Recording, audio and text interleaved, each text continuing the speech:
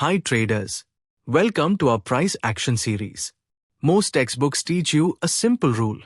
Support equals buy, resistance equal to sell. But on 27th March, Nifty taught us a much more expensive lesson. Today, we aren't just looking at charts. We're looking at why many traders got trapped in high probability support zones. We're going to learn how to spot a dead level before it kills our capital. To understand why many people lost money on 27th March anticipating an up move from important support zones, we have to look at the 15-minute chart from the 2 days leading up to this. Look at this structural integrity. Nifty was in a flawless uptrend. Every single dip was met with aggressive V-shaped recoveries. Specifically, the 23,200 floor and the 23,060 zone were battle-tested. Big institutions were buying the close, and retail sentiment was hardwired. The trend is up, buy every dip. This context is vital because it explains the psychological trap. Traders weren't being stupid. They were following a trend that had worked for 48 hours straight. Now, let's switch to the 5-minute chart for 27th March. The game changed before the first trade even happened. A massive gap down below 23,200 was our first change of character. In price action, when a major support is breached by a gap, it often flips into a resistance. This is what we call a polarity swap. As we see here, Nifty didn't just break 23,200. It rejected it from below.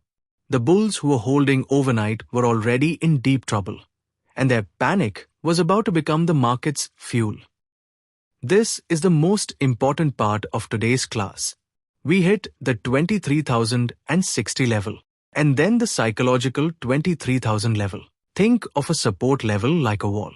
If the price hits the wall and bounces like a rubber ball, the wall is strong. That is your V-shape rejection.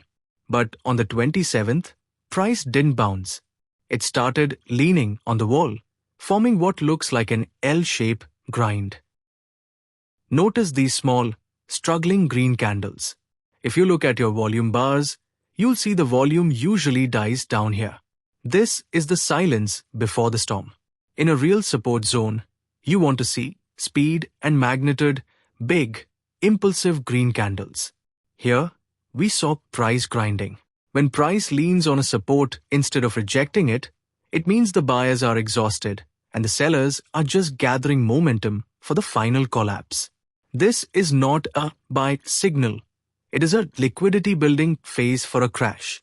Because traders were still mentally locked into the bullish strength of the previous days, these small green candles lull them into taking long positions. But look at the structure. Lower highs and lower lows throughout the day. Look at this bounce attempt at 12:30 p.m. Why is this a trap? The answer is clear. Despite the green candles, it never broke the previous lower high. Every single person who bought at 23,000 provided the liquidity for the big move. When the 23,000 level finally snapped, all those trapped longs had to sell at the same time to cut their losses. This is why the selloff was so merciless. It was a chain reaction of stop losses being hit, one after another, all the way to the day's low. The lesson for your trading journal today is this. Don't trade the level, trade the reaction at the level. The 15-minute chart gives you the bias. The 5-minute chart gives you the truth. Support is a V, a trap is an L. If it grinds instead of springs, the wall is about to break. For the concept for next session, we will stay flexible and let the market structure of the coming days show us what we need to learn next. For now, stay disciplined, preserve your capital during the grind, and I'll see you in the next one. Thanks for watching.